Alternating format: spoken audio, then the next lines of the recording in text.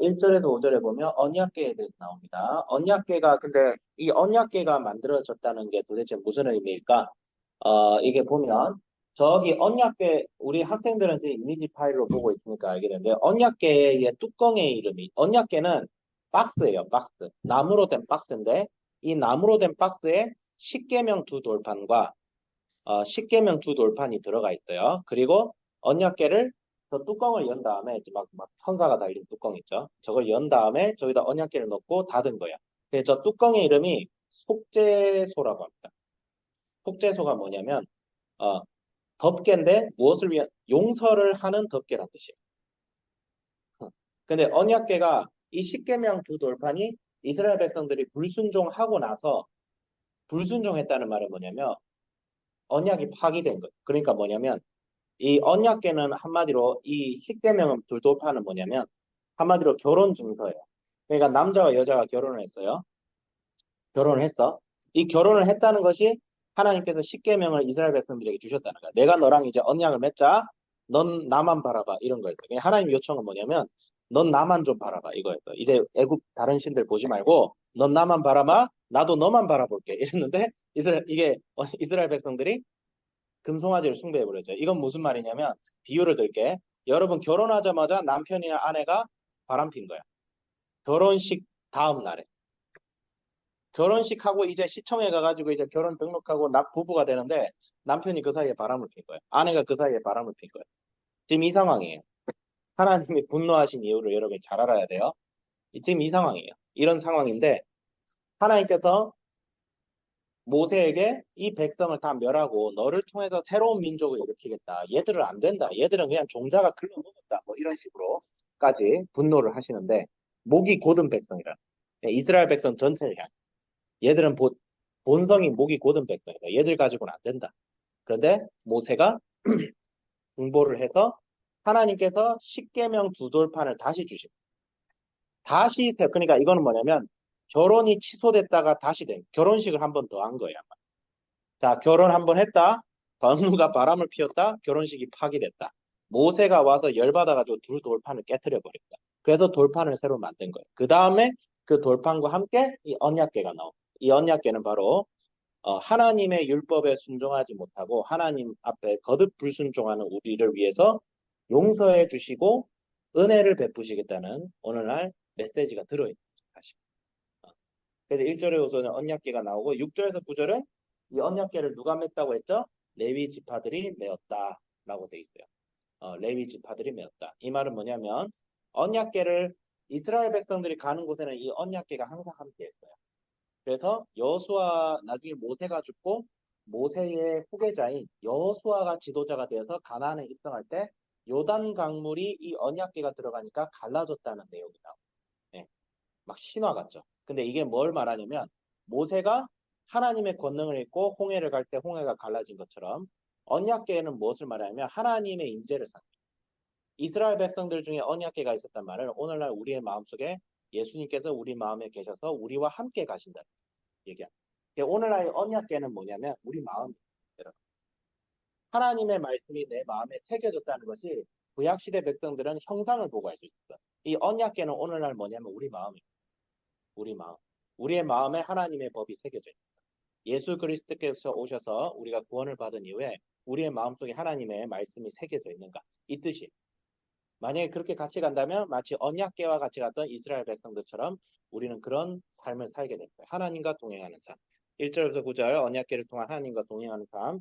그러니까 10절에서 11절은 이제 이것을 한 다음에 용서를 받고 하나님과 동행하게 하게 된 다음에 이스라엘 백성들이 다시 한번 회복되어서 10절과 11절은 약속의 땅으로 갑니다. 그렇게 되죠. 네.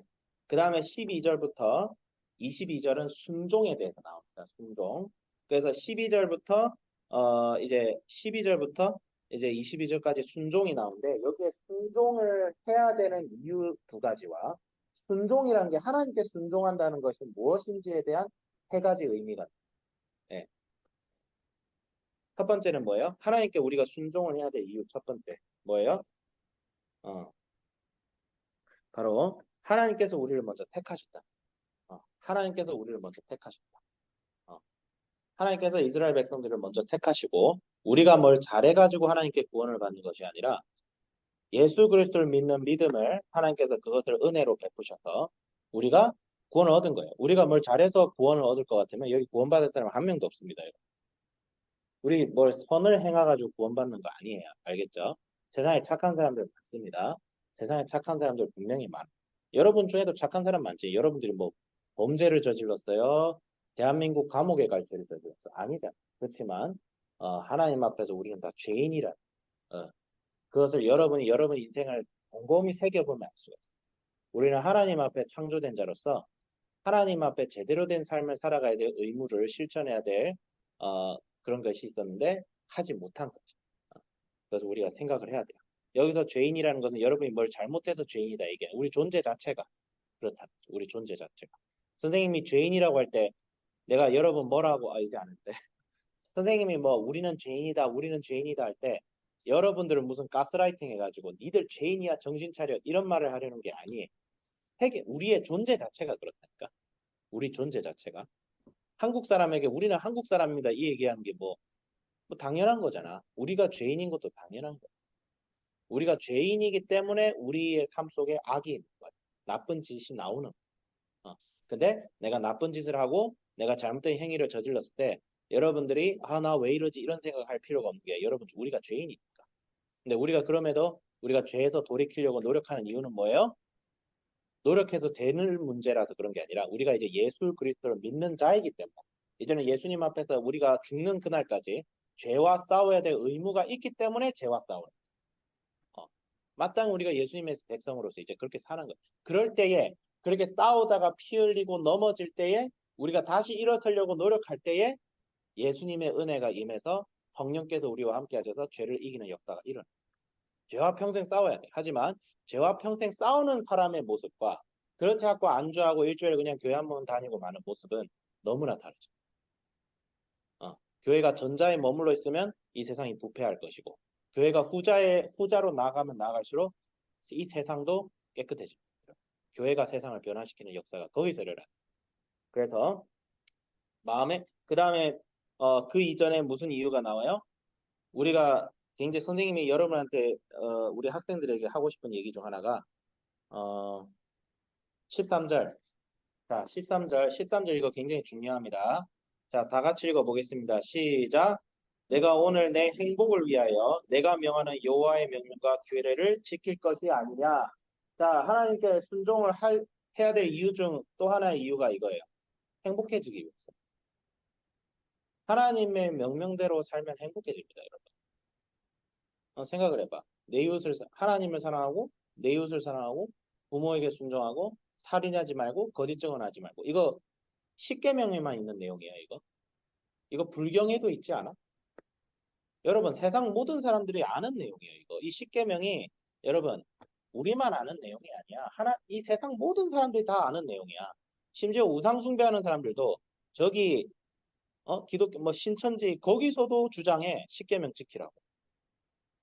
그렇잖아. 근데 이거를 우리의 힘으로 지킬 수 있어요?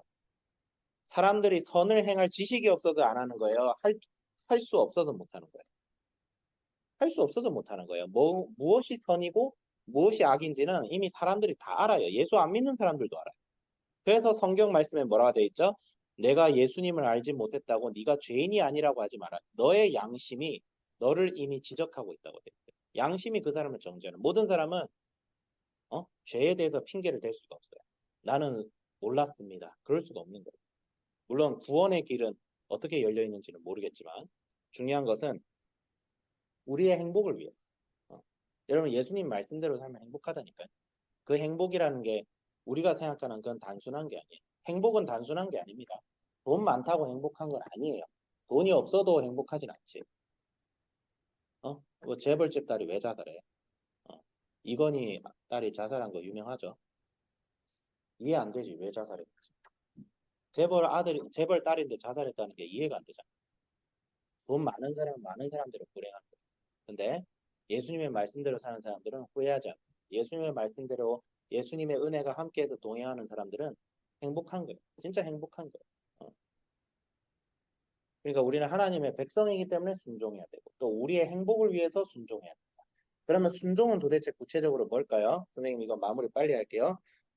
순종은 구체적으로 세 가지가 나옵니다. 첫 번째, 마음의 할례를 행하라. 이건 뭐예요? 나 자신을 버리라는 뜻이에요. 이제 내 중심의 삶에서 하나님 여호와 중심의 삶을 살아야 되고, 두 번째는 공의와 정의를 행하라. 고아와 과부를 돌보아라.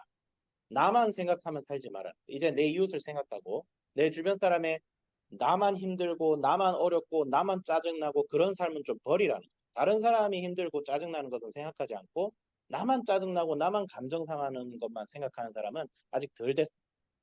그건 하나님이 덜 된 거예요. 그것을 하지 말라. 그리고 세 번째는 뭐예요? 하나님을 경외하라. 그분을 두려워해라. 세상 두려워하지 말고 하나님을 두려워하라. 이스라엘 백성들이 가장 큰 잘못은 뭐냐면 두려워하는 거였는데 하나님을 두려워하지 않고 세상을 두려워한 거야. 하나님보다 세상이 더 두려운 거야. 어? 하나님보다 세상이 더 두려운 거야. 선생님 하는 말보다 저기 옆집에 다니는 어떤 아저씨 말이 더 무서운 거야. 그러니까 선생님 입장에서 기가 막히겠지. 얘가 내 학생인가 저 아저씨 학생인가. 하나님 뜻이 그거예요. 너 내 백성이면 이제 나를 두려워해야 되는데 왜 너희가 정복하고 너희들이 맞서 싸워야 돼? 저 세상을 두려워하니? 어? 한국 군인이 어? 대통령의 명령을 더 무서워해야겠어요? 군인은 대통령한테 복종하는 관계이긴 해요. 헌법상 그래. 이건 무슨 왕정 제도를 말하는 게 아니라. 아니, 군인이 대한민국 만약에 군인이라고 치면 군인이 대한민국 법을 더 무서워해야 돼요? 북한 법을 더 무서워해야 돼요? 너무 당연하죠. 대한민국 군인이 대한민국 법을 무서워하지 않고 막 북한 법을 더 무서워해. 그래가지고 막, 아, 우리 북한 못 이기는데 우리 총 못 들겠어요. 못 싸우겠어요. 이런 거. 이 잘못된 거죠. 잘못된 거. 근데 순종은 이런 것이다. 하나님을 세상보다 더 무서워할 수 있어야 되고 공의와 정의를 행해야 되고 가장 무엇보다 내 마음의 할례를 행해라. 내 중심적이고 나 중심적이고 내 신앙 속에 내 기도 제목 속에 나 뭐든지 나 모든 내가 생각하는 고민이 다 나. 그거 버리라. 이제 나의 고민이 나에 관한 것에서 우리에 관한 것으로 바뀌어요. 예, 그렇게 돼야 된다. 그렇게 순종할 때에 우리 삶에 행복이 있고 우리 삶에 기쁨이 넘친다는 거예요. 그런 삶을 살 수 있도록 하나님께서 예수님께서 마치 이스라엘 백성들의 언약궤를 통해서 동행하시다 하나님 아버지께서 오늘 우리 마음속에 동행하고 계신다. 이 사실을 믿자. 이렇게 정리할 수 있겠습니다. 자, 기도하겠습니다. 자, 이제 큐. 기도하겠습니다. 하나님 아버지 주여 감사드립니다. 이스라엘 백성들에게 동행하시고 그들에게 순종을 명하시고 그들이 행복해지고 그들이 번성하길 원하시는 하나님 아버지께서 오늘날 성령을 통하여 오늘날 성령님께서 오늘날 우리의 마음속에 계십니다. 주님이 가는 곳에 우리가 가는 곳마다 복이 흘러 넘치게 하여 주시고 우리가 가는 곳마다 절망이 희망으로 바뀌게 하여 주시고 우리가 가는 곳마다 공허함에서 충만함으로 바뀌게 하여 주시옵소서. 주여 감사드리며 예수 그리스도 이름으로 기도드립니다. 아멘.